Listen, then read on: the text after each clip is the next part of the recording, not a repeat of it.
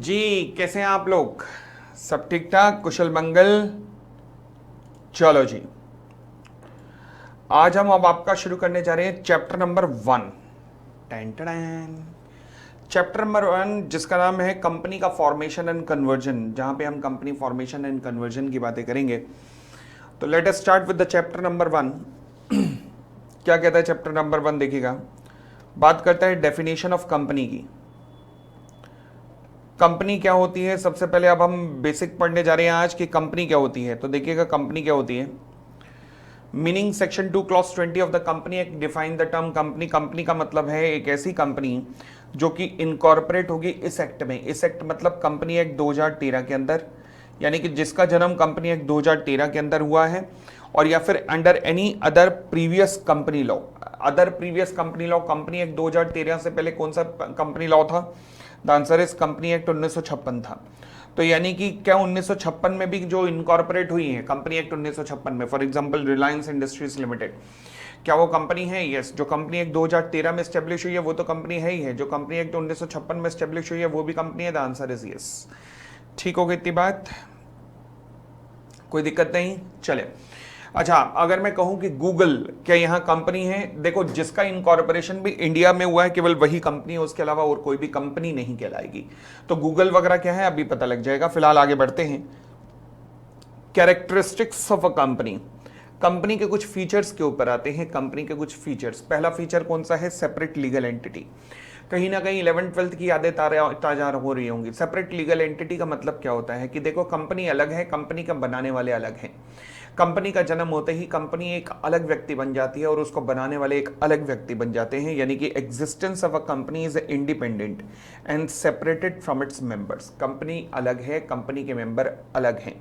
Member of company cannot be held liable for the act of the company even if he hold the substantial part of the company's share capital।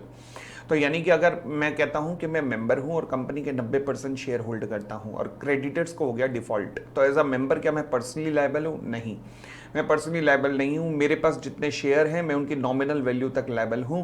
यानी कि इसे ही कहते हैं member can not be held liable for the act of the company, चाहे वो substantial part भी hold करता हो। क्यों? क्योंकि उसकी लिमिटेड लायबिलिटी है और सेपरेट लीगल एंटिटी का कॉन्सेप्ट है। यानी कि कंपनी की लायबिलिटी अलग है, उस व्यक्ति की लायबिलिटी अलग है।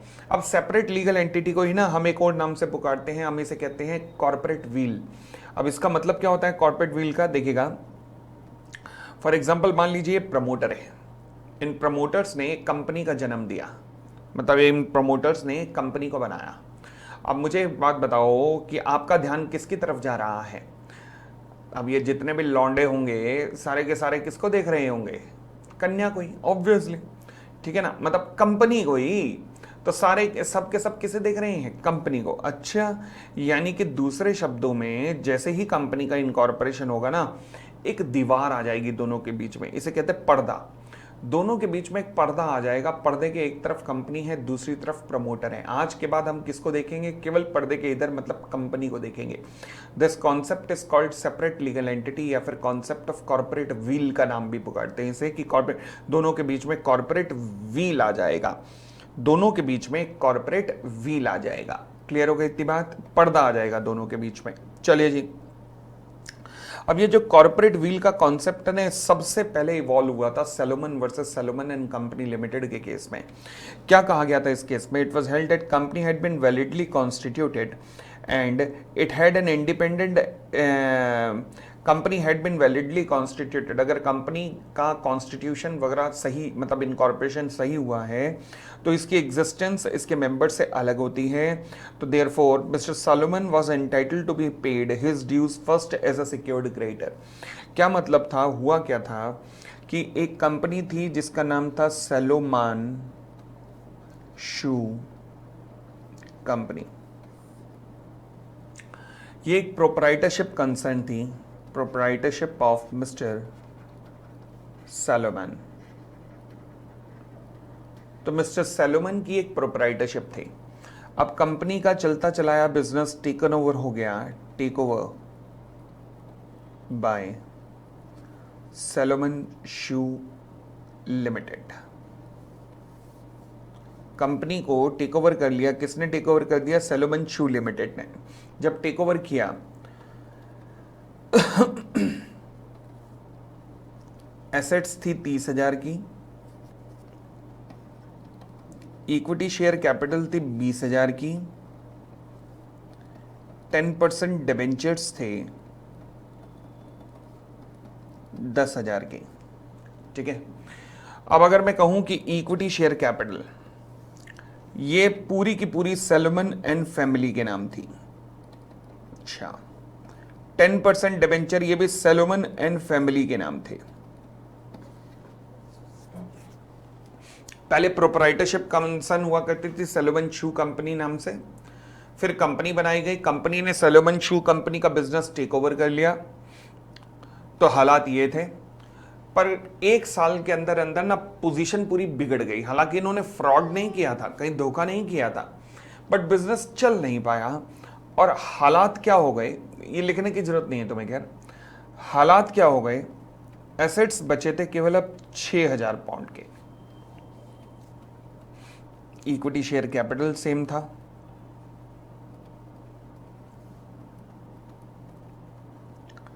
%10 डिबेंचर सेम थे,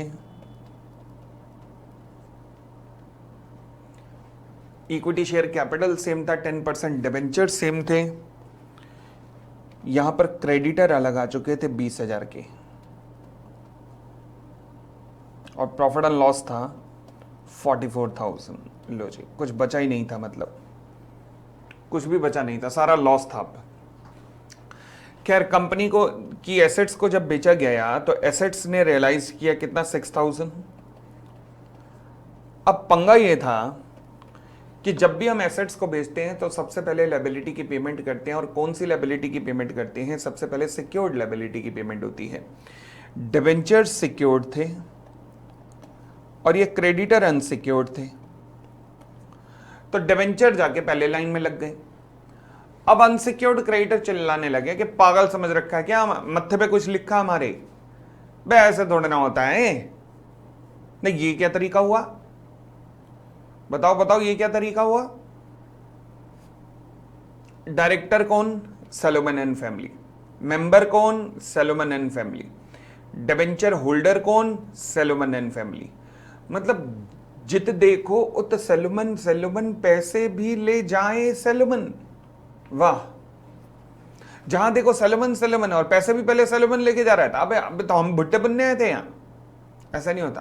पहले पेमेंट हमें मिलेगी, ये किसका कहना था, क्रेडिटर्स का। झगड़ा हुआ, जब झगड़ा हुआ तो अल्टीमेटली कोर्ट ने डिसीजन दिया कि देखो क्रेडिटर, बात ऐसी है, चाहे बेशक सैलोमन डायरेक्टरशिप में है, चाहे बेशक सैलोमन ही मेंबर है, बट फिर भी सैलोमन अलग है और कंपनी अलग है। आपने कंपनी को पैसा दिया था, आज कंपनी डूबी है, और कंपनी के डूबने पर जो उसकी एसेट्स है उसमें से सबसे पहले सिक्योर्ड लायबिलिटी को ही मिलेगा, चाहे वो सैलोमन ही क्यों ना हो। तो क्रेडिटर को कहा गया कि आपको बाद में ही आना पड़ेगा, अगर कुछ बचा जो कि नहीं बचा था, तो इसलिए आपको पेमेंट नहीं हो पाई। यहाँ पर किसको, क्रेडिटर को पेमेंट नहीं हो पाई, तो सैलोमन। तो इसलिए आखिरी वर्ड देखिएगा, therefore mister Salomon was entitled to be paid his dues first as a secured creditor. तो उनको पेमेंट पहले मिली थी।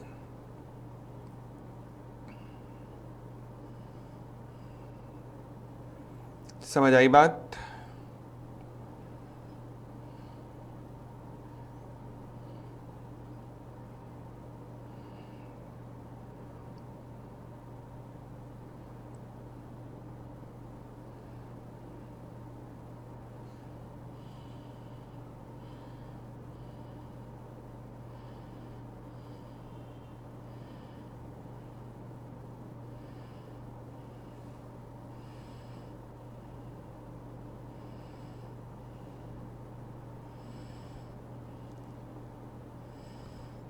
बढ़ सकते हैं आए।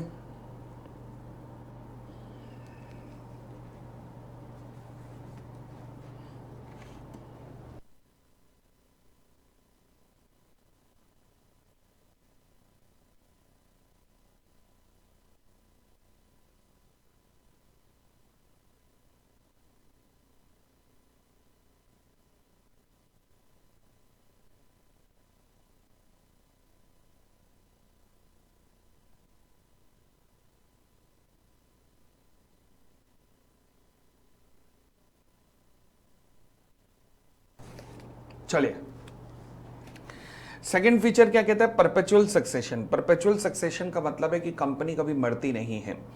जैसे पार्टनरशिप का तो एक फीचर होता है ना कि मान लीजिए 20 पार्टनर हैं, पार्टनरशिप डीड साइलेंट है, अगर एक भी पार्टनर की डेथ हो गई तो पूरी की पूरी फर्म्स बंद हो जाती है, डिसोल्यूशन हो जाता है। ये पार्टनरशिप फर्म का फीचर होता है। बट कंपनीज एक्ट के अंदर अगर एक मेंबर मर गया तो कोई दिक्कत नहीं, उसके शेयर उसके लीगल रिप्रेजेंटेटिव को ट्रांसफर हो जाएंगे। अगर मान लीजिए कंपनी के सभी मेंबर मर गए तो भी कोई दिक्कत नहीं है, सभी के सभी मेंबर्स के शेयर उनके लीगल रिप्रेजेंटेटिव को ट्रांसफर हो जाएंगे।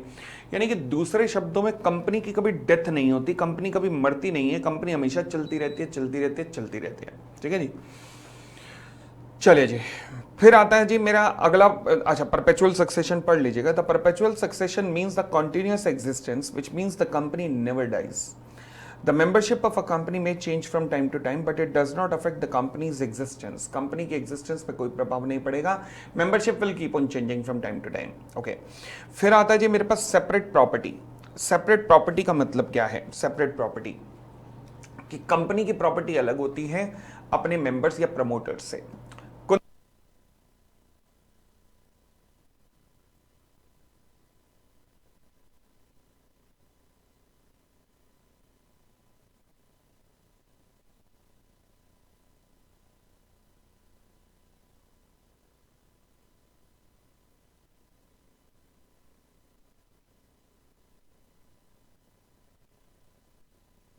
सेपरेट प्रॉपर्टी का मतलब है कि कंपनी की प्रॉपर्टी अलग है और उसके प्रमोटर्स की प्रॉपर्टी बिल्कुल अलग होती है। ओके, तो लिखा है company is a separate legal person in the eyes of law. ठीक है, क्या कंपनी अपने नाम पे प्रॉपर्टी होल्ड कर सकती है? यस भाई, जब मैंने कहा सेपरेट लीगल एंटिटी है तो इसका मतलब अपने नाम पे प्रॉपर्टी भी होल्ड कर सकती है, अपने नाम से प्रॉपर्टी खरीद भी सकती है, फिर प्रॉपर्टी को बेच भी सकती है, सारे अधिकार हैं इसे। तो company is a separate person in the eyes of law thus it can hold the property in its own name. Company itself is the owner of its assets and capital. The member cannot claim to be the owner of the company's property. Member नहीं कह सकते कि हम company की property के मालिक हैं, वो ऐसा नहीं कह सकते। बच्चा एफ गुजदार वर्सेस सीआईटी, याद हो सके तो ठीक है, नहीं हो तो छोड़ देना, कोई दिक्कत नहीं है। तो कॉन्सेप्ट क्या है? सेपरेट प्रॉपर्टी का, सेपरेट प्रॉपर्टी का। ठीक है, हालांकि याद कर लो तो अच्छा इसलिए क्योंकि शायद कभी ऐसा ना पूछ ले कि रेफरेंस दीजिए किसी केस लॉ का, ये ना कॉर्पोरेट विल के कॉन्सेप्ट में ऐसा वो पूछ सकता है। तो आई थिंक याद होगा, बच्चा नाम से तो वैसे याद होगा, बच्चा यादव, बच्चा एफ गुजदार वर्सेस सीआईटी, ध्यान रखना। कॉमन सील, हाँ जी, एक जमाना था जब कंपनी के लिए कॉमन सील मैंडेटरी थी, परंतु आज की डेट में मैंडेटरी नहीं है, यानी कि कंपनीज के लिए ऑप्शनल है। कंपनी मे और may not have a common seal. तो कंपनीज की कॉमन सील हो भी सकती है तो भी ठीक है, नहीं भी है तो भी ठीक है, कोई दिक्कत नहीं है। आगे लिमिटेड लायबिलिटी, देखो जी हर मेंबर की लायबिलिटी लिमिटेड होती है। लिमिटेड का मतलब जितने उसने शेयर्स लिए हुए हैं इनटू जितनी उनकी नॉर्मल वैल्यू, बस उतनी लायबिलिटी होती है। फॉर एग्जांपल राम 10,000 शेयर्स हैं, नॉमिनल वैल्यू 10 रुपए की है, पेड अप वैल्यू 9 रुपए की है। कंपनी आस्क्ड हिम टू पे ₹1 लाख। कंपनी उसे कह रही है 1 लाख रुपए पे कर। पागल है क्या? 1 लाख रुपए कहां से पे करेगा? जब तुम्हारी बैलेंस लायबिलिटी 1 रुपया बनती है, 10,000 शेयर पे 1 रुपया मतलब 10,000। However he is not liable to pay over and above ₹10,000। 10,000 से ऊपर पेमेंट करने के लिए लायबल नहीं है भाई साहब, ये 10,000 रुपए से ऊपर पेमेंट नहीं देगा ये। तो this is called limited liability. लिख लो जी, जिन्होंने नहीं लिखा लिख लीजिएगा। This concept is called limited liability का कॉन्सेप्ट। चलो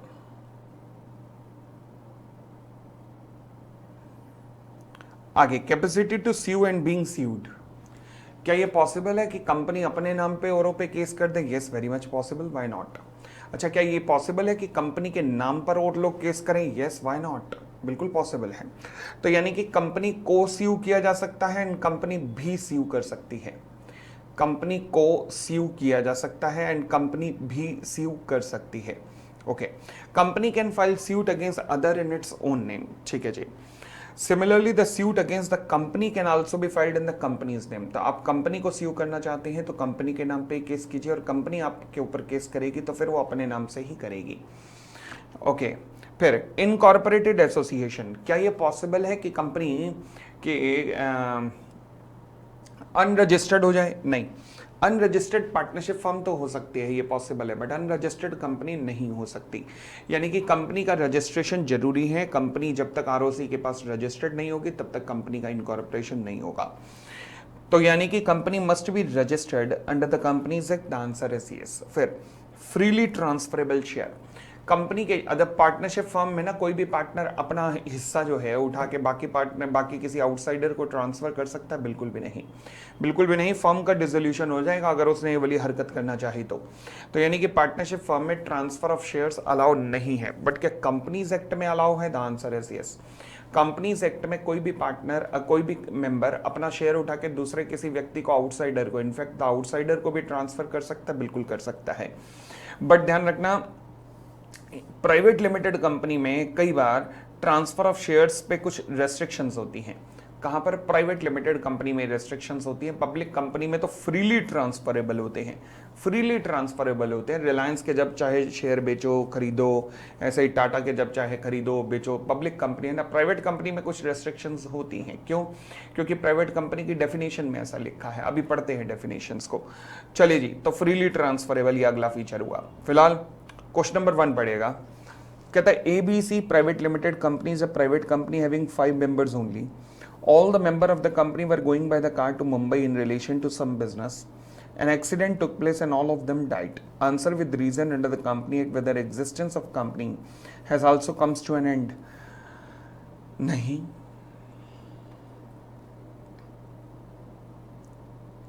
company shall continue to remain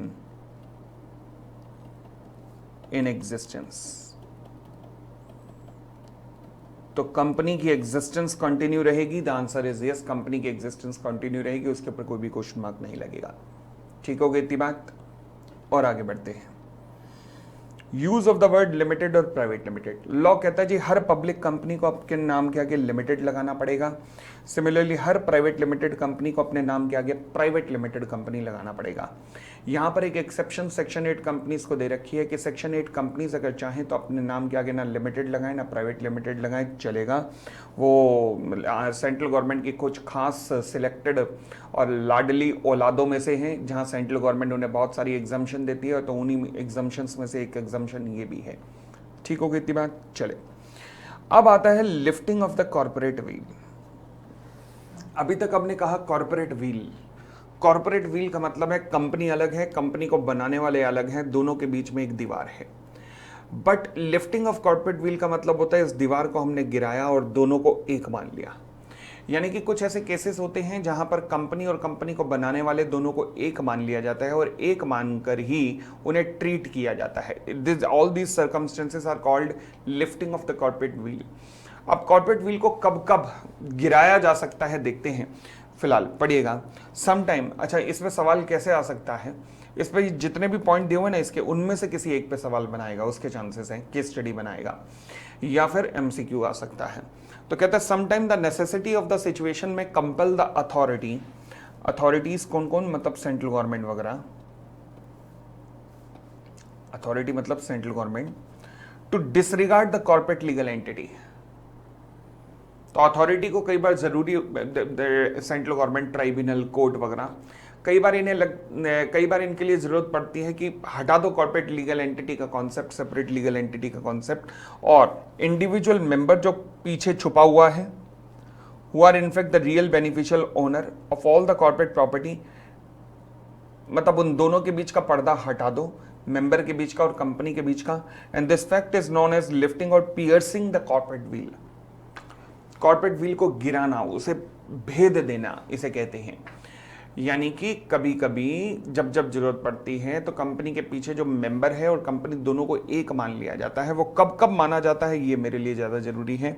पहला, in the law relating to trading with the enemy where the test of control is adopted. बस इतना ही रखना, और क्या जरूरत नहीं है। बस in a law relating to trading with the enemy, बस इतना ही आपके सिलेबस में है। सिंपल सा बात समझना जरा। हालांकि वो लाइन भी है बट उसका लाइन का कोई रेफरेंस ज्यादा मतलब इट वोंट अफेक्ट। अब सुनना, मैं इंडिया की स्टोरी सुनाता हूं। 1992 में जब बॉम्बे में बम ब्लास्ट हुए थे, सीरीज ऑफ बम ब्लास्ट, तो उसके बाद शक की सुई सीधा दाऊद इब्राहिम के ऊपर गई थी कि भैया इसी ने कांड करवाए हैं ये। दाऊद इब्राहिम भाग गया था दुबई, ना तो मुंबई का रहने वाला था, वो चला गया दुबई। तो अब हुआ क्या कि अचानक हमारी कंपनी में, जिसका नाम था जेट एयरवेज, विदेशों से बहुत पैसा आने लगा। और ये पैसा कहां से आ रहा था? दुबई से। जैसे ये बात इन्वेस्टिगेटिंग एजेंसीज को पता लगी तो एक खबर निकल के आई कि दाऊद हमारे देश की कंपनी में इन्वेस्ट कर रहा है। अब हमारे देश की कंपनियों में हमारा दुश्मन अगर इन्वेस्ट कर रहे हैं तो हमारे देश की कंपनियां तो खोखली हो जाएंगी। तो फिर क्या किया जाए? इसलिए जब जब आपको शक होगा कि आपके देश की कंपनियों में दुश्मन इन्वेस्ट करने जा रहा है, आपके देश की कंपनी में दुश्मन इन्वेस्ट करने जा रहा है, जब जब आपको यह शक होगा तब तक आप कॉर्पोरेट व्हील को गिरा सकते हैं। ठीक हो गई इतनी बात? तो in a law relating to trading with the enemy, जब जब दुश्मन आपके देश की कंपनियों में घुसपैठ करेगा तब तक कॉर्पोरेट व्हील को गिरा के पीछे देख सकते हैं कि पीछे कौन खड़ा है। आगे, in certain matter concerning the law of taxes, duties and stamps, particularly where question of controlling interest is an issue. मतलब फॉर एग्जाम्पल, अगर मान लीजिए टैक्स चुराने के लिए कंपनी बनाई गई है। फॉर एग्जाम्पल, कैलकाटा में क्या हुआ था, एक घटना घटी थी। सर दिनशॉ मानिक जी पेटेट नाम के व्यक्ति हुआ करते थे, 1913 की घटना थी। इनकी डिविडेंड से इनकम आती थी उस टाइम 2 लाख रुपए, 1913 की बात कर रहा हूं। बाप रे, अरबोपति आदमी होंगे आज के तो। अब डिविडेंड के ऊपर टैक्स लग जाता था। अच्छा, उस टाइम ना, जैसे आज के डेट में टैक्स के स्लैब रेट होते हैं इंडिविजुअल के लिए, उस टाइम वो स्लैब रेट सबके लिए हुआ करते थे। इंडिविजुअल, फर्म, कंपनी, सबको वो बेनिफिट टैक्स स्लैब रेट का मिला करता था। तो हुआ क्या, डिविडेंड की इनकम इनकी जो 2 लाख रुपए थी, उस 2 लाख रुपए को इन्होंने 4 कंपनियों में डिवाइड किया। कंपनी ए, बी, सी, डी। टैक्स के स्लैब रेट ऐसे थे कि पहले 10,000 रुपए तक कोई भी टैक्स नहीं लगता था। उसके बाद 10%, फिर एक सर्टन के बाद 20%, 15%, फिर 20%। तो अब मुझे एक बात बताइए, कंपनी ए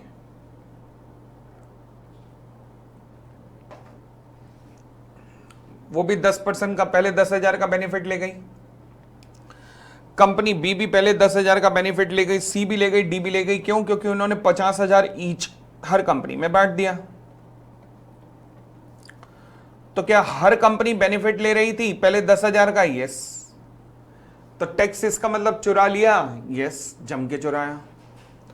तो जब इस तरीके की घटना हो जाए कि जहां कंपनी बनाने का उद्देश्य टैक्स को चुराना है, अगर इस तरीके की घटना हो जाए जहां कंपनी बनाई इसलिए गई है ताकि टैक्स को चुराया जा सके, तो भी कॉर्पोरेट व्हील को गिराया जा सकता है। कॉर्पोरेट व्हील को गिराया जा सकता है। क्लियर हो गई इतनी बात भी?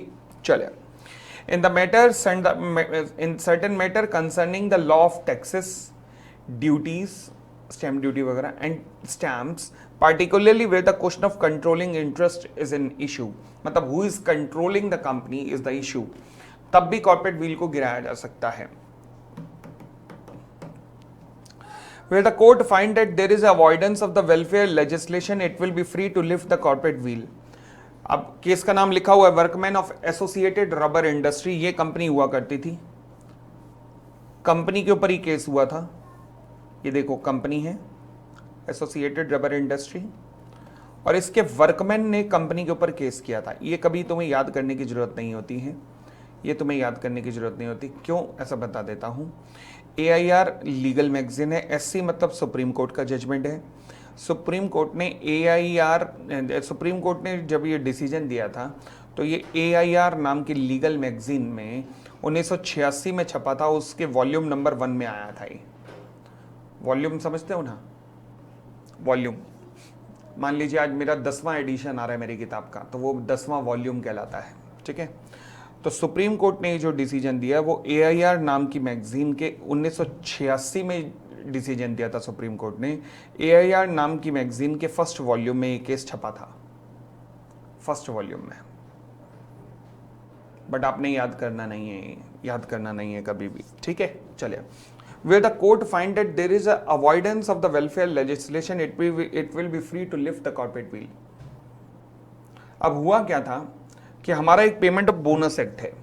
पेमेंट ऑफ बोनस एक्ट कहता है कि अगर आपकी एंटिटी के अंदर 20 एम्प्लॉई हैं, दोबारा बोलूं, अगर आपकी कंपनी में या इस्टेब्लिशमेंट में 20 एम्प्लॉई हैं तो आपको पेमेंट ऑफ बोनस एक्ट लग जाएगा और आपको बोनस देना पड़ेगा। ये कौन कहता है? हमारा पेमेंट ऑफ बोनस एक्ट कहता है। ओके, अब हुआ क्या, कंपनी के एम्प्लॉय थे 51 एम्प्लॉय थे। कंपनी ने क्या किया, बोनस की लायबिलिटी बचने के लिए एक में 18, दूसरे में 18 और तीसरे में 15 एम्प्लॉय करके 51 एम्प्लॉय इस तरीके से बांट दिए ताकि किसी भी कंपनी के ऊपर पेमेंट ऑफ बोनस एक्ट लगे ही ना। लॉ कहता है, सवाल उठा, कंपनी बनाने का उद्देश्य क्या है? वेलफेयर लेजिस्लेशन को ठुकराना, पेमेंट ऑफ बोनस एक्ट को ठुकराना, यही तुम्हारा ऑब्जेक्ट है। तुम बोनस एक्ट को ठुकराना चाह रहे हो ना।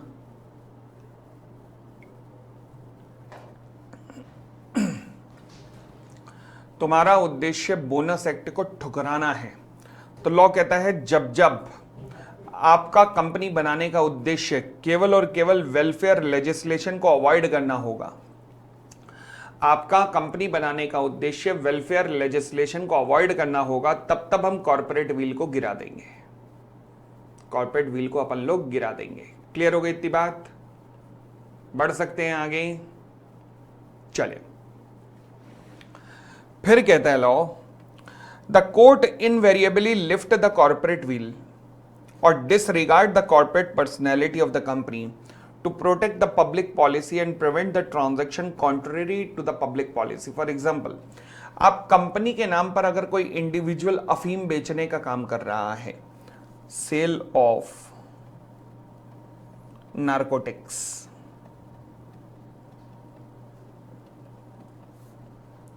कंपनी के नाम पर अगर कोई काम कर रहा है अफीम वगैरह बेचने का, तो फिर कॉर्पोरेट व्हील को गिरा दिया जाएगा, क्योंकि आप ऐसा काम कर रहे हो जो कि पब्लिक पॉलिसी के अगेंस्ट है। तो फिर उस इंडिविजुअल को गिरफ्तार कर लिया जाएगा, तभी पकड़ा जाएगा ना। जब हम कॉर्पोरेट व्हील को गिराएंगे तभी तो उस इंडिविजुअल को पकड़ा जाएगा जो ये करवा रहा है।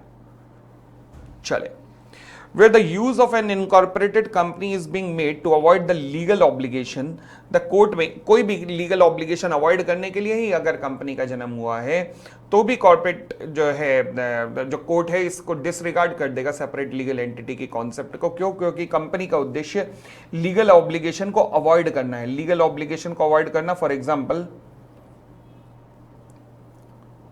Breach of any contract. अच्छा, वो कैसे?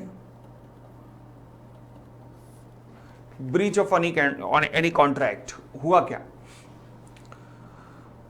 मान लीजिए एक केस हुआ था जॉन वर्सेस लिपमैन के बीच में, रियल घटना थी। जॉन्स वर्सेस लिपमैन के बीच में एक केस हुआ था जिसमें लिपमैन ने अपनी प्रॉपर्टी जॉन्स को बेचनी थी। लिपमैन ने अपनी प्रॉपर्टी जॉन्स को बेचनी थी, कॉन्ट्रैक्ट हो गया। लिपमैन अब इस कॉन्ट्रैक्ट को अवॉइड करना चाहता था, क्योंकि उसे किसी ने बताया कि भाई ये प्रॉपर्टी का दाम तो मार्केट में बहुत ज्यादा हो जाएगा अगले 5-6 महीने में, तो क्या कर रहा है पागल आदमी, बच। लिपमैन ने कहा अच्छा। उसने इमीडिएटली एक कंपनी खोली और प्रॉपर्टी उठा के कंपनी में ट्रांसफर कर दी। ओके, जॉन्स को जब ये बात पता लगी वो कोर्ट में गया, उसने कहा जज साहब मुझे तो प्रॉपर्टी चाहिए। लिपमैन ने कहा सर अब प्रॉपर्टी कैसे मिलेगी, कंपनी प्रॉपर्टी तो कंपनी की हो गई। जॉन्स ने कहा सर कंपनी भी तो इसी की है, कंपनी भी तो इसी की है। तो फिर अब जब कोर्ट ने देखा तो कोर्ट ने पाया कि सही में कंपनी बनाने का उद्देश्य केवल एक ही था, वो ये था कि आप एक लीगल ऑब्लिगेशन यानी कि एक कॉन्ट्रैक्ट को, जो आपकी लायबिलिटी थी उसको अवॉइड करने के लिए आपने कंपनी बनाई है। तो लॉ कहता है जब जब कंपनी बनाने का उद्देश्य किसी लीगल ऑब्लिगेशन को अवॉइड करना होगा तो हम कॉर्पोरेट विल को गिरा देंगे। और वो लिपमैन की जो कंपनी थी उसके एग्जिस्टेंस को दरकिनार करके प्रॉपर्टी को डिलीवर करवाया गया जॉन्स को। ठीक है, अब सर ऊपर वाले और इसमें फर्क क्या है? देखो, इसमें था वेलफेयर लेजिस्लेशन यानी कि लेबर कानून, और ये है लीगल ऑब्लिगेशन मतलब कोई कॉन्ट्रैक्ट वगैरह का ब्रीच। ठीक है, आगे बढ़ते हैं। In a latest judgment, the Honorable Supreme Court of India in the case of Eastern Officers UT Chandigarh versus ICE Information Technology Limited held that the lifting of the corporate will could be done in case of a transfer of shares of a company which actually was sale of land, which the original allottee was prohibited to do so. दोबारा पढ़िएगा, क्या हुआ क्या था? Supreme court ने का decision था state officers and UT Chandigarh versus eyes information technology limited. Okay, क्या कहा था? कहते हैं अगर in case of a transfer of shares of a company that lifting of the corporate will can be done in case of a transfer of shares of company which actually was a sale of land which the original allottee was prohibited to do so। यानी कि एक company हुआ करती थी eyes information technology, और एक union territory Chandigarh के अंदर एक गवर्नमेंट की एस्टेब्लिशमेंट थी जिसने अपने कुछ एम्प्लॉयज को फ्लैट अलॉट किए थे। अब फ्लैट अलॉट हुए थे, लैंड अलॉट हुई थी, प्लॉट अलॉट हुए थे सॉरी, इस कंडीशन के साथ में कि आप एक सर्टेन पीरियड तक बेच नहीं सकते। बट एम्प्लॉयज ने क्या किया था? एम्प्लॉय ने उठाकर ये जो लैंड थी ना, इसे ट्रांसफर किया एक कंपनी में, और कंपनी में ट्रांसफर करने के बाद ये शेयर्स को, क्योंकि शेयर ट्रांसफर हुए तो लैंड भी ट्रांसफर हो गई। अब आप कागजों में तो शेयर ट्रांसफर कर रहे हो, लैंड तो नहीं ट्रांसफर कर रहे हो, बट कंपनी की एक तरफ शेयर कैपिटल आ रही है तो दूसरी तरफ लैंड आ रही है, और अगर जिसके शेयर है उसी की तो लैंड है। फिर तो आपने लैंड ट्रांसफर नहीं किया, आपने इक्विटी शेयर कैपिटल ट्रांसफर कर दी। तो जब आपको मना था कि आप लैंड ट्रांसफर नहीं कर सकते किसी को, तो फिर भी आपने शेयर्स के ट्रांसफर के थ्रू लैंड का ट्रांसफर कर दिया। क्या ये गलत नहीं है? तो वही कहा गया कि जब जब lifting of the corporate will could be done in case of a transfer of shares of the company, जो एक्चुअल में ट्रांसफर ऑफ शेयर नहीं बल्कि ट्रांसफर ऑफ लैंड थे, जो कि मना था कि लैंड का ट्रांसफर नहीं करना है ओरिजिनल अलॉटी को। 3 साल तक की रेस्ट्रिक्शन थी उस पर।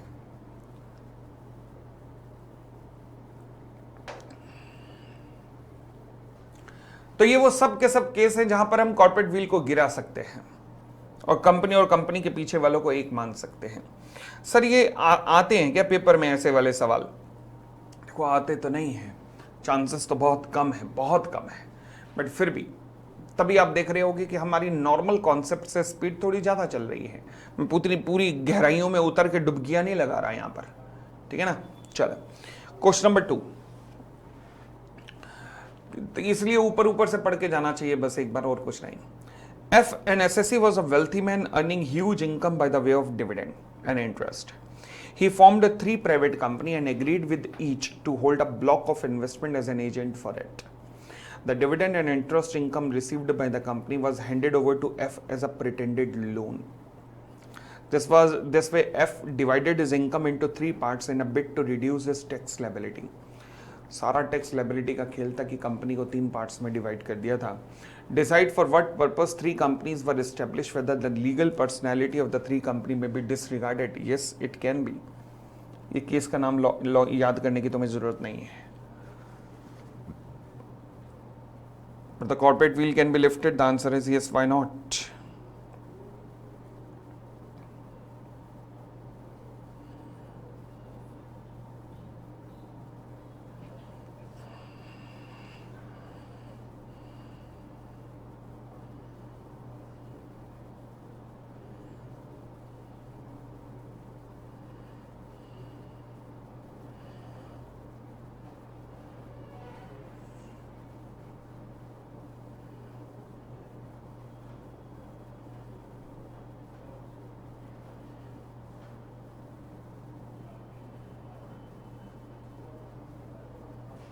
चले जी, बढ़ सकते हैं आगे। Question number 3, X was employed as a peon in the company. Okay. X wages were unpaid and he filed a suit against the managing director of the company for the recovery of his wages. But the company was not sued. Discuss the validity of claim. अरे भाई, company अगर separate legal entity है तो कोई भी case करना है तो कंपनी के नाम पर ही होगा ना। कोई भी केस अगर करना चाहते हो तो कंपनी के ही तो नाम पर करोगे। तो डायरेक्टर के नाम पे कैसे कर दिया? तो क्या ये वैलिड था? नहीं। तो not valid since claim should have been filed in the name of the company only. कोई भी क्लेम फाइल करना है तो कंपनी के नाम पर ही करना पड़ेगा। ठीक है। Question number 4, A, B and C were the only member of the private limited company named Good Luck Private Limited. They held all the shares of the company. After some time, A died in an accident, and what shall be the status of company? Perpetual succession. So company will continue. The answer is yes, perpetual succession.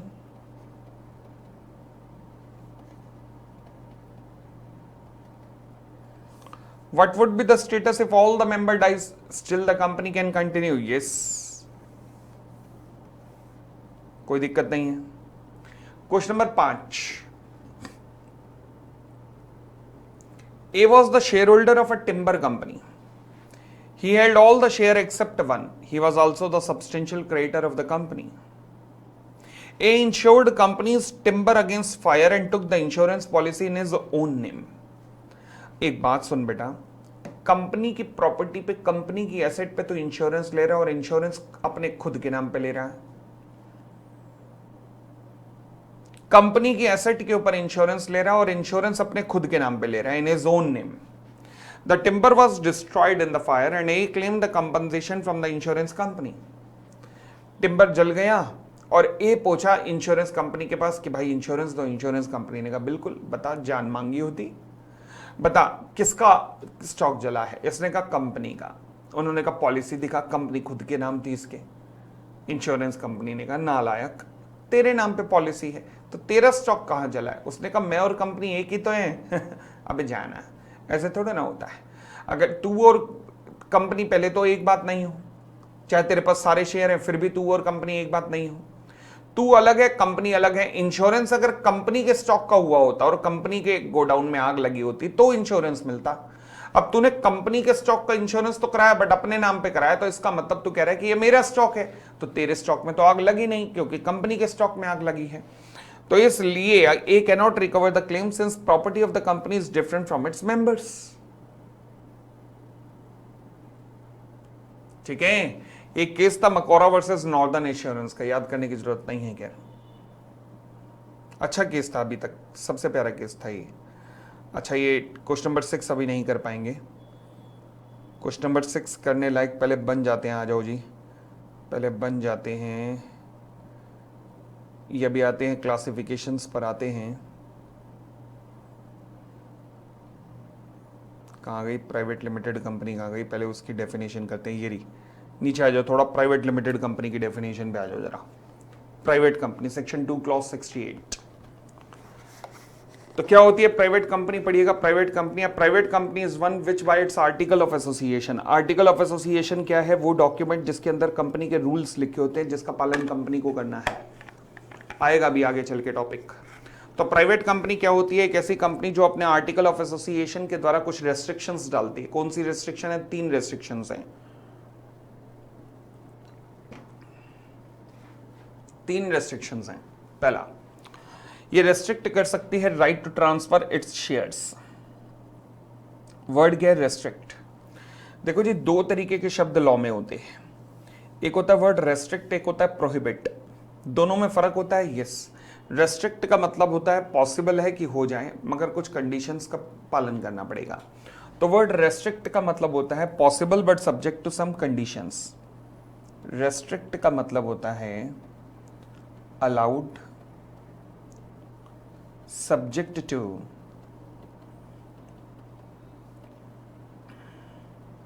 Some conditions. But एक word होता है prohibit. Prohibit का मतलब होता है not allowed.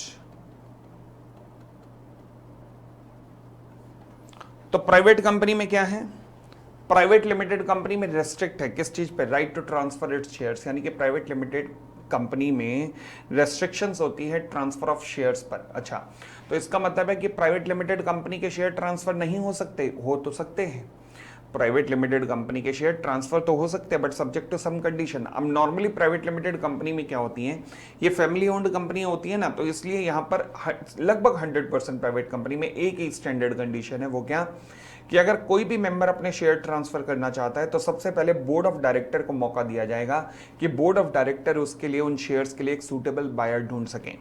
अब board of director ने suitable buyer ढूंढने की कोशिश की, बोर्ड ऑफ डायरेक्टर ने सूटेबल बायर ढूंढने की कोशिश की परंतु नहीं मिला, तो फिर अगर बोर्ड ऑफ डायरेक्टर को कितने दिन दिए जाएंगे, कुछ कंपनियां 15 देती हैं, कुछ 20, कुछ 30, कुछ 45, ठीक है। तो यानी कि कोई भी मेंबर अगर अपने शेयर बेचना चाहता है तो सबसे पहले बोर्ड ऑफ डायरेक्टर को ऑफर करेगा और बोर्ड ऑफ डायरेक्टर उसके लिए सूटेबल बायर ढूंढेगा। अगर वो ढूंढ पाया तो अच्छी बात है, नहीं तो वो शेयर उठाकर फिर वो मेंबर किसको मर्जी बेचे, कोई दिक्कत नहीं है, फ्रीली ट्रांसफरेबल हो जाएंगे शेयर। तो यानी कि क्या कंपनी का मेंबर अपने शेयर ट्रांसफर कर सकता है, कर तो सकता है मगर एक कंडीशन का पालन करके कि सबसे पहले किसको ऑफर करेगा, बोर्ड ऑफ डायरेक्टर को। तो अगर बोर्ड ऑफ डायरेक्टर बायर ढूंढ पाए तो ठीक है, नहीं तो फिर तो जिसको मर्जी बेच, ठीक है ना, वही लिखा है।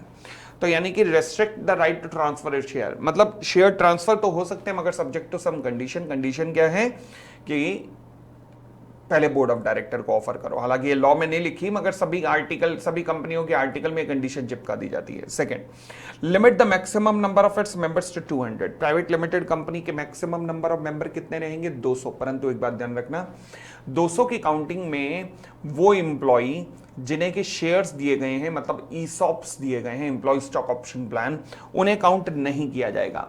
और ना ही उन एम्प्लॉयज को जिनको शेयर दिए गए, मतलब ईसॉप्स दिए गए और ईसॉप्स लेने के बाद जो एम्प्लॉयमेंट से छोड़ के चले गए, मतलब एक्स एम्प्लॉय, ना एक्स एम्प्लॉय को काउंट किया जाएगा ना एम्प्लॉय को काउंट किया जाएगा। 200 के लिमिट में ना एम्प्लॉय काउंट होंगे ना एक्स एम्प्लॉयज काउंट होंगे।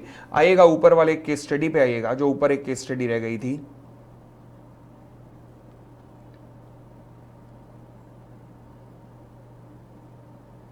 लो जी। The Fortune Traders Limited was registered as a private limited company. There are 264 members in the company as noted below. अच्छा, the board of director of the company proposed to convert it into a public company only because of the fact that its member has exceed minimum prescribed criteria.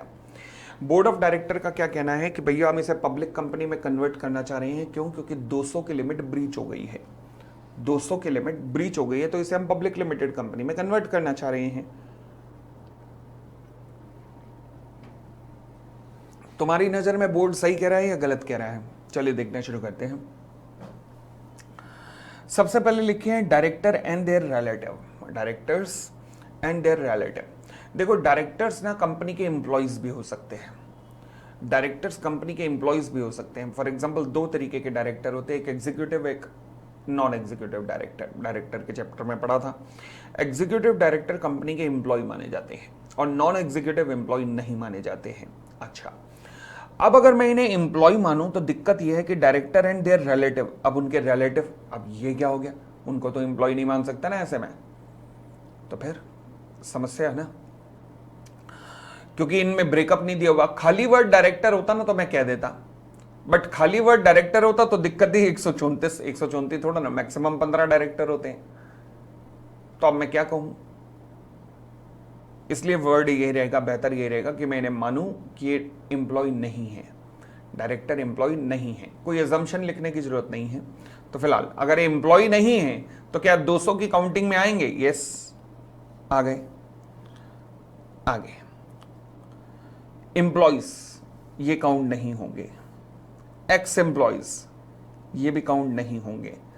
5 couples जो कि jointly share hold करते थे, couples थे 5 jointly share hold करते थे, मतलब mister and Mrs Ram, तो इन्हें 10 मान लिया गया था, जबकि एक्चुअल में कितना माना चाहिए था, 5। ठीक है ना, जॉइंट शेयर होल्डर अगर होंगे तो उन्हें सिंगल ही माना जाता है, अदर्स 5। ओके, तो 134 और 5 और 4 यानी कि 144 एक्चुअल में मेंबर हुए, 200 तो क्रॉस ही नहीं हुए, 144। तो बोर्ड ऑफ डायरेक्टर का ये कहना कि भैया कन्वर्ट कर दो कंपनी को, क्या कन्वर्ट करने की जरूरत है, नहीं, बोर्ड ऑफ डायरेक्टर की कंटेंशन इनकरेक्ट है क्योंकि टोटल नंबर ऑफ मेंबर ही 144 है, तो इसलिए बोर्ड जो तुम कह रहे हो वो ठीक नहीं है, वो गलत है। ठीक है, आ जाइएगा, वापस आ जाइए।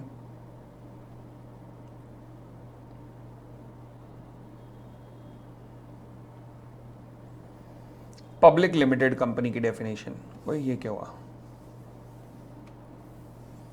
ओहो, तीसरा पॉइंट रह गया ना, प्रोहिबिट। मैंने कहा ना अभी वर्ड एक प्रोहिबिट, प्रोहिबिट का मतलब होता है भूल जाओ, ये काम हो ही नहीं सकता। अच्छा, प्रोहिबिट मतलब प्राइवेट लिमिटेड कंपनी तुम्हारे लिए डिसअलाउड है कंप्लीटली, कि तुम ये कर ही नहीं सकते। क्या? कि तुम इनविटेशन टू पब्लिक को दो। पब्लिक को इनविटेशन कैसे दो? प्रोस्पेक्टस के थ्रू, कि आओ आओ आओ और मेरे शेयर ले जाओ। सब्सक्राइब मतलब अप्लाई करना,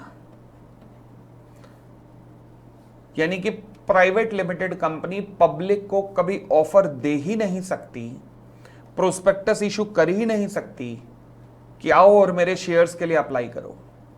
तो इसलिए देखते होंगे जितनी कंपनियों के आईपीओ आते हैं वो सारी की सारी कंपनियां लिमिटेड कंपनियां होती हैं, कभी प्राइवेट लिमिटेड कंपनियां नहीं होती। वो सारी की सारी कंपनियां प्राइवेट लिमिटेड नहीं होती, केवल पब्लिक लिमिटेड कंपनियां होती हैं, क्योंकि पब्लिक लिमिटेड कंपनियां ही ऐसी कंपनियां होती हैं, दोबारा बोलता हूं, केवल पब्लिक लिमिटेड कंपनियां ही ऐसी कंपनियां होती हैं जो पब्लिक के पास जा सकती हैं। हालांकि पब्लिक में भी ऐसी कंपनियां होती हैं जो पब्लिक के पास ना जाएं, उन्हें अनलिस्टेड पब्लिक कंपनियां कहते हैं। बट फिर भी प्राइवेट कंपनियां तो पब्लिक के पास जा ही नहीं सकती ना भाई। ये जितने आईपीओ आते हैं सब के सब पब्लिक लिमिटेड कंपनियां ही होती हैं, क्योंकि प्राइवेट कंपनी को मना है कि तुम प्रोस्पेक्टस इशू कर ही नहीं सकते। जब प्रोस्पेक्टस इशू नहीं करोगे तो पब्लिक के पास कैसे जाओगे? तो सवाल उठा, सर प्राइवेट लिमिटेड कंपनी की शेयर कैपिटल कैसे बनती है? प्राइवेट प्लेसमेंट के थ्रू। दो तरीके से कैपिटल इशू की जाती है। एक, आम जनता के पास चले जाओ, इसे पब्लिक ऑफरिंग कहते हैं। जो भी कंपनी आम जनता के पास गई उसको स्टॉक एक्सचेंज में अपने आप को रजिस्टर्ड कराना पड़ता है। तो जितनी भी कंपनी आप स्टॉक एक्सचेंज में देख रहे हो वो सारी की सारी कौन सी हैं? ये वो कंपनियां हैं जो पब्लिक ऑफर लाई हैं, जिन्होंने प्रोस्पेक्टस इशू किए होंगे, रिलायंस, टाटा, बिरला। परंतु कुछ ऐसी कंपनियां भी होती हैं जो कि अपनी कैपिटल रिक्वायरमेंट खुद ही पूरी कर लेती हैं, अपने दोस्तों यारों के रिश्तेदारों के थ्रू पूरी कर लेती हैं। मेक माई ट्रिप कहां से पूरी की? कुछ गिने चुने इन्वेस्टर्स के थ्रू। हालांकि पब्लिक लिमिटेड कंपनी है, पब्लिक लिमिटेड कंपनी है, मगर फिर भी कैपिटल रिक्वायरमेंट गिने चुने इन्वेस्टर्स के थ्रू, अपने जान पहचान वाले इन्वेस्टर्स के थ्रू पूरी कर ली। तो ये अनलिस्टेड कंपनी है, पब्लिक के पास नहीं गई, पब्लिक के पास नहीं गई। सिमिलरली आप इसकी बात कीजिए, Sahara real estate limited. Sahara real estate limited unlisted company है, पब्लिक के पास नहीं गई, पब्लिक के पास नहीं गई। पोपली गारमेंट्स प्राइवेट लिमिटेड, ये तो पब्लिक के पास जा ही नहीं सकती। पर इन सब की, चाहे मैं कहूं सहारा, चाहे मैं कहूं पोपली, इनकी शेयर कैपिटल हो सकती है। हां, हम अपने जान पहचान वालों से शेयर ले सकते हैं, और जब जान पहचान वालों से शेयर लेते हो तो इसे कहते हैं प्राइवेट प्लेसमेंट। हम पब्लिक के पास नहीं जा सकते, हम जान पहचान वाले लोगों के पास जा सकते हैं, इसे प्राइवेट प्लेसमेंट का नाम दिया जाता है। सुना होगा कॉन्सेप्ट, है ना? तो यानी कि प्राइवेट लिमिटेड कंपनी अपनी कैपिटल कैसे बनाती है? प्राइवेट प्लेसमेंट के through. Private limited companies can have equity share capital through private placement. तो प्राइवेट प्लेसमेंट के through they can have their own equity share capital, private placement के through.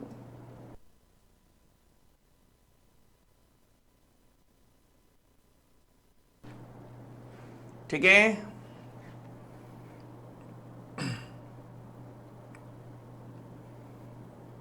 फिर आया पब्लिक कंपनी। पब्लिक कंपनी क्या है? बहुत ही प्यारी डेफिनेशन है, कसम से ऐसी डेफिनेशन है नजर ना लग जाए। पब्लिक कंपनी वो है जो कि प्राइवेट नहीं है। ओ, जो प्राइवेट नहीं है वो पब्लिक है। अच्छा, परंतु इसमें वो प्राइवेट लिमिटेड कंपनी भी आती है जो कि सब्सिडरी है किसी पब्लिक लिमिटेड कंपनी की। यानी कि अगर कोई प्राइवेट लिमिटेड कंपनी है जो कि सब्सिडरी है किसी पब्लिक लिमिटेड कंपनी की, तो वो प्राइवेट लिमिटेड कंपनी भी क्या मानी जाती है? पब्लिक लिमिटेड कंपनी मानी जाती है। ओके, मतलब ये कि यहां एनालिसिस में लिखना, A private limited is subsidiary of B limited. तो ए प्राइवेट लिमिटेड बनी कैसे है? प्राइवेट लिमिटेड कंपनी के रूप में, मगर इसे मान क्या लिया जाएगा? Public limited company. तो यानी कि deemed as public company. But अब मेरे आगे समस्या आई, प्राइवेट कंपनी के मैक्सिमम नंबर ऑफ मेंबर होते हैं 200, पब्लिक में कोई लिमिट नहीं है। प्राइवेट लिमिटेड पब्लिक के पास नहीं जा सकती शेयर लेके, पब्लिक कंपनी जा सकती है। तो प्राइवेट लिमिटेड कंपनी के मैक्सिमम नंबर ऑफ मेंबर कितने रहेंगे? अगर आप कहते हो वो प्राइवेट कंपनी है तो मैक्सिमम 200, बट अगर आप उसे पब्लिक कंपनी मान रहे हो तो फिर तो कोई लिमिट नहीं है। तो बताइए, क्या प्राइवेट लिमिटेड के पब्लिक के पास जा सकती है? अगर आप कहते हो कि वो प्राइवेट कंपनी है तो नहीं जा सकती, बट अगर आप उसे पब्लिक कंपनी कह रहे हो तो जा सकती है। अब बताइए क्या करें? तो लॉ कहता है, मैं बताता हूं ना, लॉ कहता है देखो जी ऐसा है, ए प्राइवेट लिमिटेड है तो एक प्राइवेट लिमिटेड कंपनी जिसे मैं पब्लिक कंपनी मान रहा हूं। पूरे कंपनी लॉ के लिए पब्लिक कंपनी ही मानी जाएगी। दोबारा बोलता हूं, पूरे कंपनी लॉ के लिए पब्लिक कंपनी ही मानी जाएगी, सिवाय उन 3 रेस्ट्रिक्शंस के जो कि आर्टिकल में दी गई है। यानी कि आर्टिकल की उन 3 रेस्ट्रिक्शंस को छोड़ दो। Now considered as private limited, public limited, वहां एनालिसिस में लिख लेना, प्राइवेट लिमिटेड कंसीडर्ड की जाएगी for restriction in article of association, और पब्लिक लिमिटेड कंसीडर की जाएगी for rest of the company law. बाकी पूरे कंपनी लॉ के लिए ये पब्लिक लिमिटेड कंपनी कंसीडर की जाएगी।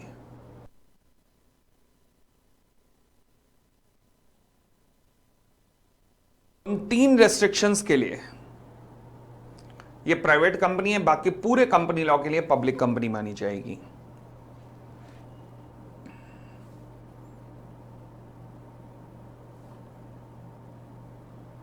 ठीक है, तो अब पब्लिक कंपनी इज वन जो प्राइवेट नहीं है। इसमें वो प्राइवेट कंपनी भी आती है जो कि सब्सिडरी है किसी पब्लिक कंपनी की। आगे नोट कहता है, इन view of section 2 clause 71, a private company which is subsidiary of a public company shall be deemed to be a public company for the purpose of this act। इस पूरे act के लिए वो public company मानी जाएगी, even where such subsidiary company can continue to be a private company in its article. But article में दी गई 3 रेस्ट्रिक्शंस के लिए प्राइवेट ही रहेगी, बाकी पूरे कंपनी लॉ के लिए पब्लिक लिमिटेड कंपनी मान ली जाएगी। thus continue to remain private limited for restriction in its article।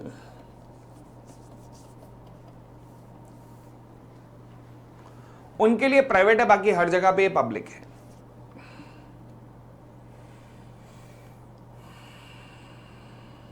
तो ये हमारी प्राइवेट और पब्लिक कंपनी की डेफिनेशन हुई। अब आते हैं स्मॉल कंपनी की definition. Small company, small company का मतलब क्या होता है? कहता है जी small company means a company other than a public company. जो पब्लिक कंपनी नहीं है वो स्मॉल कंपनी है। तो ये एक बात तो पक्की है कि स्मॉल कंपनी की डेफिनेशन की अगर मैं बात करूं, ऊपर स्पेस एनालिसिस कहां है ना, स्मॉल कंपनी की डेफिनेशन की बात करूं तो इसके 3 फीचर होते हैं, ध्यान रखना। पहला, ये एक प्राइवेट लिमिटेड कंपनी की फॉर्म में होगी। दूसरा इसकी मैक्सिमम पेड अप कैपिटल, और तीसरा इसकी मैक्सिमम टर्नओवर की अगर मैं बात करूं तो ध्यान रखना जी, मैक्सिमम पेड अप कैपिटल इसकी हो सकती है 4 करोड़ और मैक्सिमम टर्नओवर हो सकती है 40 करोड़। तो 3 फीचर्स अगर हैं तो ही कोई कंपनी स्मॉल कंपनी बनेगी। अब स्मॉल कंपनी का कॉन्सेप्ट क्यों बनाया गया था कि प्राइवेट कंपनियों में भी एक कंपनी ऐसी होनी चाहिए जो छोटे लेवल की कंपनियां हैं जिन्हें हम बहुत सारी एग्जम्पशन देना चाहते हैं। तो प्राइवेट कंपनियों के अंदर भी एक कैटेगरी ऑफ कंपनी ऐसी डिफाइन की गई, ऐसी बनाई गई जिसे कि हम ज्यादा से ज्यादा एग्जम्पशन दे सकें, तो इसलिए स्मॉल कंपनी का कॉन्सेप्ट लॉ मेकर्स ने लाया। तो अब हुआ क्या, पढ़ के देखिएगा। Small company under section 2 clause 85 of the company act means a company other than a public company. Okay, यानी कि प्राइवेट होगी, पब्लिक नहीं होगी। Paid up capital of which does not exceed 4 crore रुपए, जिसकी paid up capital maximum 4 crore रुपए होगी, और इस अमाउंट को 4 करोड़ को बढ़ा सकते हैं। कौन बढ़ाएगा? Central government. बढ़ा के कब ले जा सकती है, कहां तक? 10 करोड़ रुपए तक। और 10 करोड़ से ऊपर लेके जाना चाहते हो तो सेंट्रल गवर्नमेंट की भी पावर नहीं है, वो पावर फिर पार्लियामेंट के पास है 10 करोड़ से ऊपर ले जाने की। तो यानी कि प्राइवेट लिमिटेड कंपनी की maximum paid up capital 4 crore हो सकती है, जिसे बढ़ाकर सेंट्रल गवर्नमेंट 10 करोड़ कर सकती है। अभी तक किया नहीं है, अभी 4 करोड़ ही है। ठीक हो गई इतनी बात। अच्छा, ऐसा क्यों 10 करोड़ कर सकते हैं? इन्फ्लेशन, बड़ी सीधी सी बात है, धीरे धीरे इन्फ्लेशन बढ़ेगा तो 4 करोड़ की कैपिटल की वैल्यू बढ़ती जाएगी, सेंट्रल गवर्नमेंट बढ़ा सकते हैं नोटिफिकेशन के द्वारा। Similarly turnover of which as per its last profit and loss account does not exceed 40 crore रुपए, और such higher amount as may be prescribe, अभी तक कुछ प्रेस्क्राइब नहीं है, बट सेंट्रल गवर्नमेंट बढ़ा के जैसे 100 करोड़ तक कर सकती है। 100 करोड़ से ऊपर आपको पार्लियामेंट से अप्रूवल लेनी पड़ेगी, बट मैक्सिमम 100 करोड़ तक की जा सकती है सेंट्रल गवर्नमेंट के द्वारा। मगर आज के डेट में कितनी है? 40 करोड़ रुपए। ठीक है ना, सेंट्रल गवर्नमेंट इसे बढ़ा के फ्यूचर में 100 करोड़ तक ले जा सकती है। परंतु आपके सामने सवाल आ जाए तो आपने paid up capital maximum 4 crore, turnover maximum 40 crore देखना है।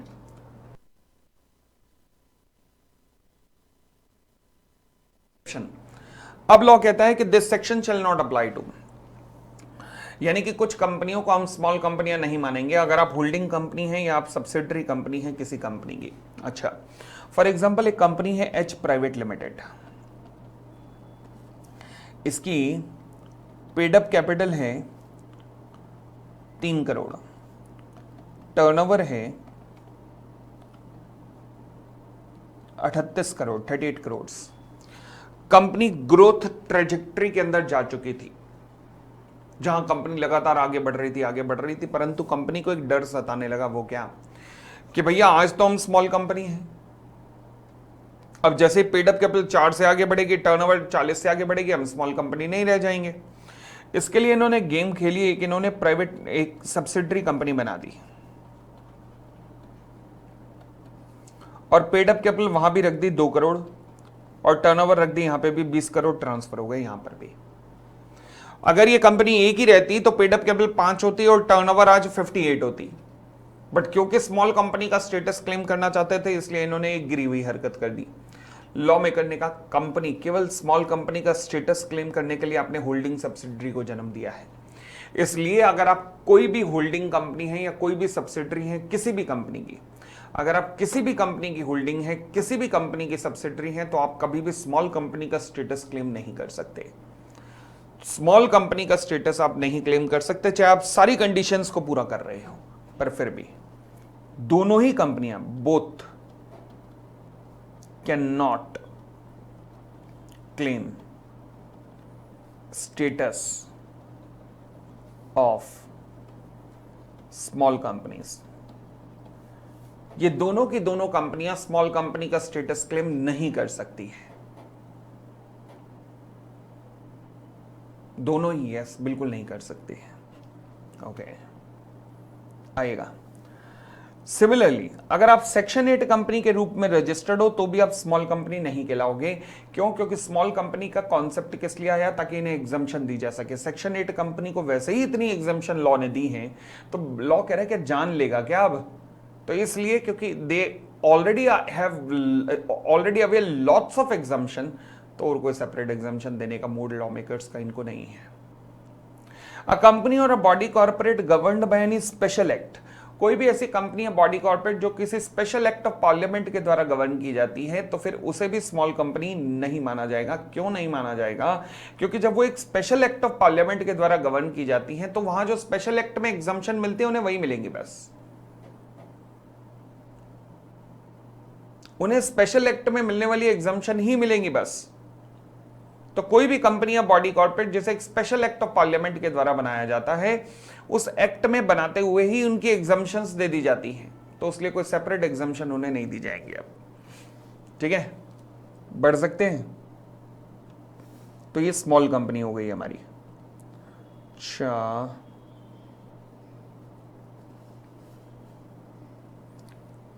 आगे आइएगा। Holding and subsidiary company.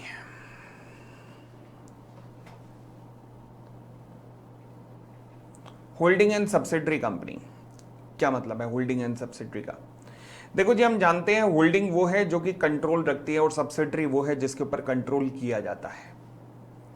Holding वो है जो कि कंट्रोल रखती है और सब्सिडरी वो है जिसके ऊपर कंट्रोल किया जाता है। तो दो कंपनीज के बीच में होल्डिंग सब्सिडरी रिलेशनशिप कब बनता है? लॉ कहता है, हम बताते हैं कब बनता है। Okay,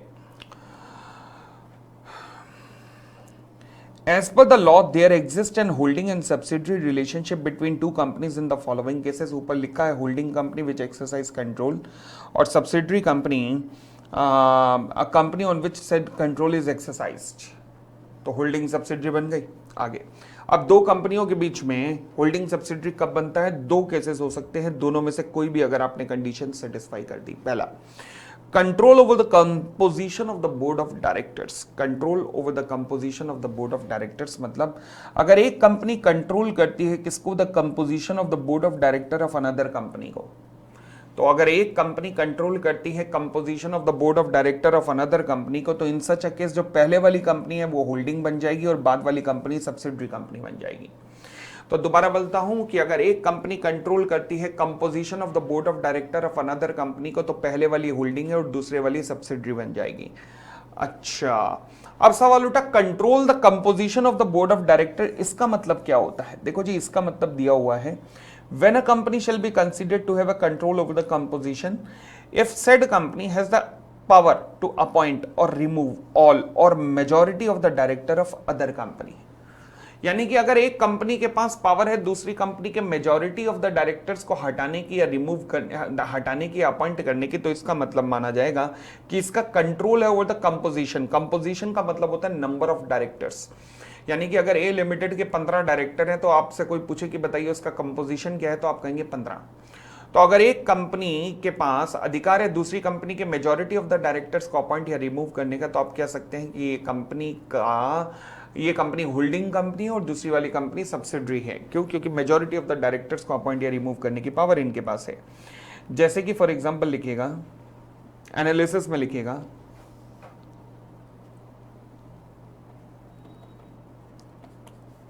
H limited, S limited, directors हैं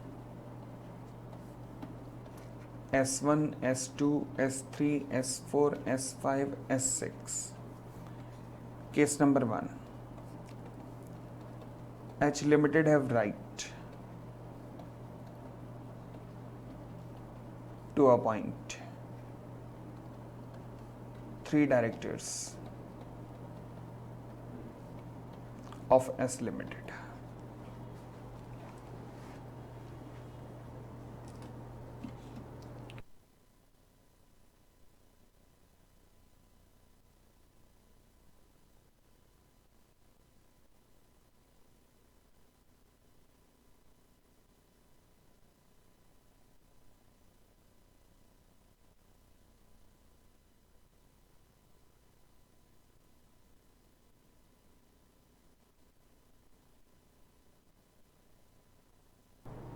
H Limited have the right to appoint 3 directors of S Limited। Case number 2, H Limited have right to appoint 4 directors of S Limited।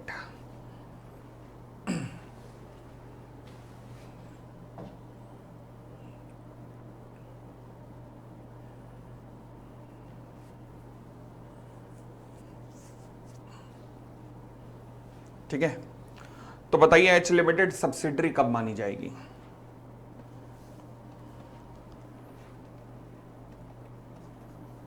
No holding subsidiary relationship. तो दोनों कंपनियों के बीच में कोई भी holding subsidiary relationship नहीं है, क्योंकि मेजॉरिटी चाहिए मुझे। 6 में से मेजॉरिटी कितने में बनती है? 3 से ऊपर, मतलब 4 होने चाहिए ना कम से कम, तभी बनेगी ना। फिर H limited have the right to appoint 4 directors of S limited. तो एच लिमिटेड क्या बन गई? होल्डिंग। एंड एस लिमिटेड क्या बन गई? Subsidiary company. ठीक हो गई इतनी बात? बढ़ सकते हैं आगे? चले, अच्छा इसी एनालिसिस में अभी तो पहला पॉइंट तो क्लियर है ना, आएगा। अब आते हैं सेकंड पॉइंट पर। Second point, holding of the majority of the, हाँ जी यहां पे लिख दीजिएगा voting power. Holding of majority of the voting power, पहले टोटल शेयर कैपिटल होता था, अब ये वोटिंग पावर माना जाएगा। कहता वेयर वन कंपनी एक्सरसाइज और control more than 1/2 of the total voting power, more than 1/2 of the total voting power either at its own or together with one or more of its subsidiary company। बस जी इस line को भी काट दो, क्योंकि अब total share capital ही हट गया तो इसकी जरूरत भी नहीं है। तो अगर एक कंपनी दूसरी में majority of the voting power hold करती है, तो जो कंपनी वोटिंग पावर एक्सरसाइज कर रही है वो होल्डिंग है और दूसरी कंपनी सब्सिडरी है। और ये वोटिंग पावर कैसे एक्सरसाइज की जा सकती है? या तो खुद या फिर अपनी सब्सिडरी कंपनीज के थ्रू भी। अच्छा क्या मतलब? आइएगा एक एग्जांपल लेते हैं जरा, एनालिसिस में आइएगा। एनालिसिस में आइएगा H limited,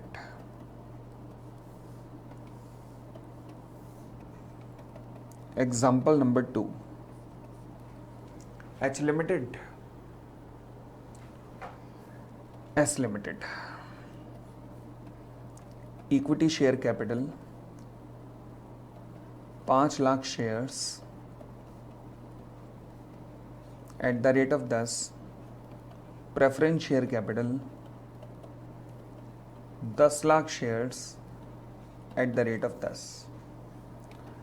Z limited hold 100% preference share capital in S limited, और H limited hold 2,55,000 equity share capital in S limited. H limited holds, ये शेयर्स की बात कर रहा हूं मैं। बताइए सब्सिडरी कौन है, होल्डिंग कौन है?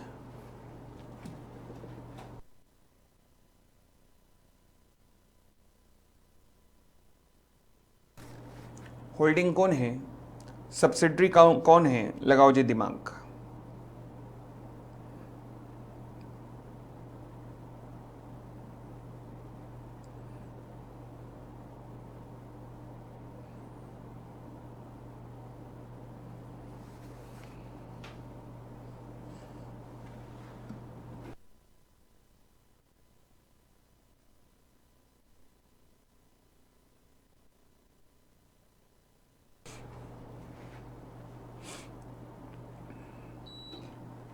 होल्डिंग कौन है, सब्सिडरी कौन है?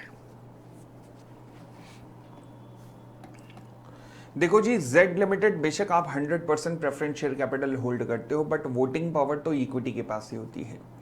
तुम्हें तो बहुत रेयर केसेस में मिलती है वोटिंग पावर, तो नॉर्मली तो तुम्हें मिलती नहीं है, बहुत रेयर केस में मिलती है, तो इसलिए जेड लिमिटेड तुम्हें तो कंसीडर्ड नहीं किया जाएगा। अब जब तक रेयर केस ना हो, जब तक वो ना बताए, तब तक मैं कैसे मान लूँ भाई? वो होता है, वो कौन से केसेस होते हैं? जब वाइंडिंग अप का कोई प्रपोजल आता है, या फिर जब रिडक्शन ऑफ कैपिटल का कोई प्रपोजल आता है, जब अनपेड डिविडेंड रहता है 2 साल के लिए, तब। बट यहाँ तो ऐसा कुछ लिखा नहीं हुआ, ठीक है ना? चले, तो फिलहाल ये आपने पेपर 5 में पढ़े होंगे, अब जरूरत नहीं है खैर इन चीज़ों की, अब जो भी मैंने बताया, जब प्रेफरेंस शेयर को कैपिटल वोटिंग राइट मिलती है। बट फिलहाल यहाँ पे केवल इतना नॉलेज रखने की जरूरत है कि एच लिमिटेड के पास अगर 2,55,000 इक्विटी शेयर कैपिटल है, तो टोटल शेयर कैपिटल कितनी है, टोटल वोटिंग पावर कितनी है? टोटल वोटिंग पावर नीचे लिखना, टोटल वोटिंग पावर कितनी है भाई? हर शेयर पे 1 वोट, तो यानी कि टोटल वोटिंग पावर कितनी हो गई यहां पर? 5 lakh vote.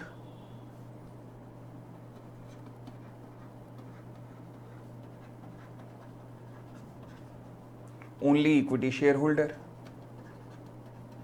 Have voting power, okay. Since H limited holds more than 50%, thus H limited क्या बन गई है? होल्डिंग। एंड एस लिमिटेड क्या बन गई है? Subsidiary company.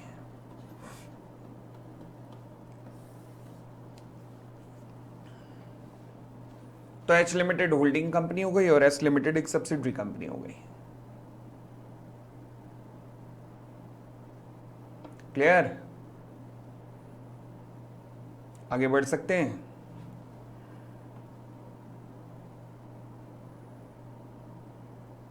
चले,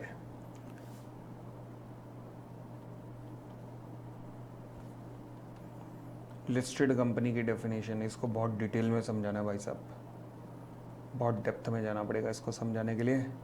एक काम करते हैं, आज एक आखिरी डेफिनेशन और समझाता हूँ।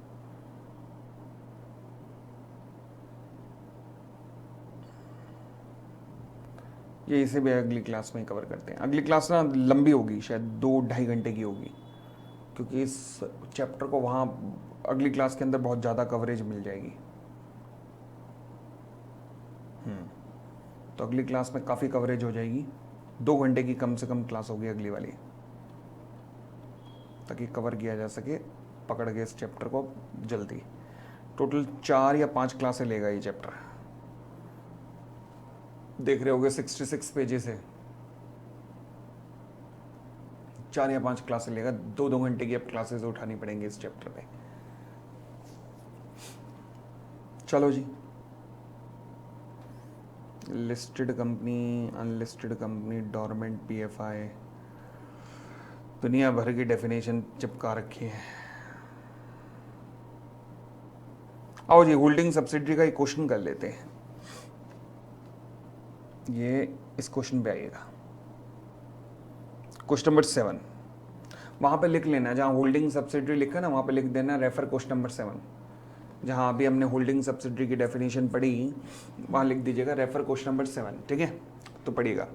कहता है जी, paid up share capital of the AVS private limited is 1 crore रुपए, consisting of the 8 lakh equity share of ₹10 each fully paid up and 2 lakh cumulative preference share of ₹10 each fully paid up. XYZ Private Limited and BCL Private Limited are holding 3 lakh equity share of ₹1,50,000 equity share respectively in the AVS Private Limited। अच्छा, यानी कि एक company है XYZ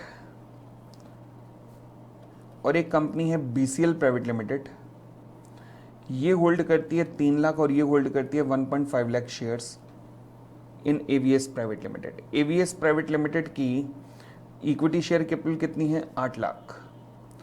8 lakh में से 4.5 लाख ये दोनों hold करती हैं, और फिर कहते हैं ये दोनों सब्सिडरीज हैं किसकी? TSR की। पढ़ो जी। तो मैंने अभी पढ़ा कि या तो आप मोर देन 50% की वोटिंग पावर होल्ड कर रहे हो, या अपनी सब्सिडरी कंपनीज के थ्रू। तो कहने से TSR अपनी सब्सिडरी कंपनीज के through more than 50% of the voting power hold करती है। यस, बात बन गई। With reference to the provision of the Company Act, examine whether AVS Private Limited is a subsidiary of TS Private Limited. The answer is yes. यही तो लिखा है। तो पहले हमने लिखा होल्डिंग सब्सिडरी क्या है, फिर होल्डिंग सब्सिडरी रिलेशनशिप कब होती है,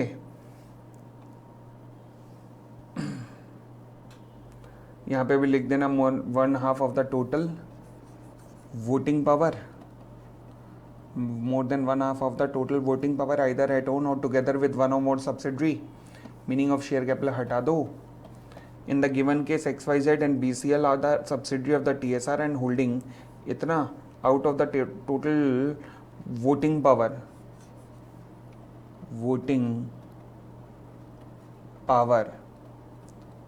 of 8 लाख शेयर्स। लो जी, रेक्टिफाई करते जाओ जहां जहां सही करवा रहा हूं।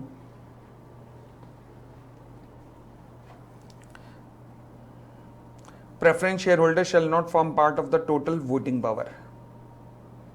टोटल वोटिंग पावर में नहीं आते, आगे वाली लाइन काट दीजिए। तो मैं कह सकता हूं we may conclude that TSR private limited is holding majority out of the total voting power of AVS. Directly नहीं होल्ड कर रही तो क्या हुआ, इनडायरेक्टली अपनी सब्सिडरी कंपनी के थ्रू तो होल्ड कर रही है ना। यस, तो TSR private limited is holding majority of the total voting power of AVS limited indirectly through its subsidiary. Indirectly अपनी सब्सिडरी कंपनी के through majority of the total voting power hold करते हो and does it become a holding company of the ABS. देख लीजिएगा कहां कहां change मारा है मैंने। टोटल शेयर कैपिटल की जगह टोटल वोटिंग पावर कर दिया बस।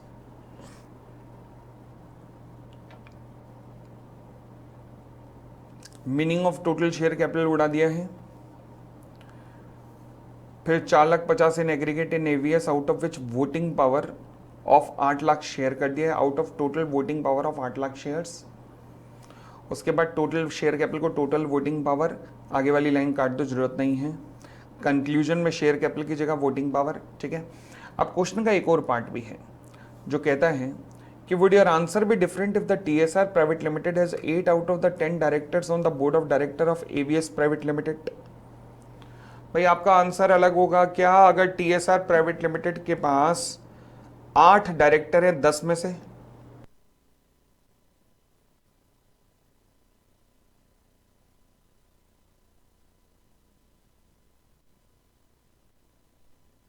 अगर टीएसआर प्राइवेट लिमिटेड के पास अधिकार है 10 में से 8 डायरेक्टर को अपॉइंट करने का of the ABS, answer same रहेगा। ये एक दूसरा तरीका हो गया होल्डिंग सब्सिडरी बनने का। तो होल्डिंग सब्सिडरी दोनों तरीकों से बना जा सकता है, या तो ए या फिर बी। मतलब या तो ये वाला तरीका फर्स्ट वाला, कंट्रोल करो composition of the board of director, या दूसरा तरीका एक्सरसाइज करो more than 1/2 of the total voting power. तो आप दूसरे तरीके से अब बन गए। If TSR Private Limited has 8 out of the 10 directors on the board of director of AVS Private Limited, तो क्या होगा, TSR would be and having control over the composition of the board of director and thus again it would be a holding company. तो again holding company बन गई। Answer is yes, again holding company बन गई। Clear? चलिए, तो आज की class यहीं करते हैं। अगली क्लास में इस चैप्टर को थोड़ा और ऊपर उठाएंगे अब। चलिए, thank you, thanks a lot, bye bye, take care.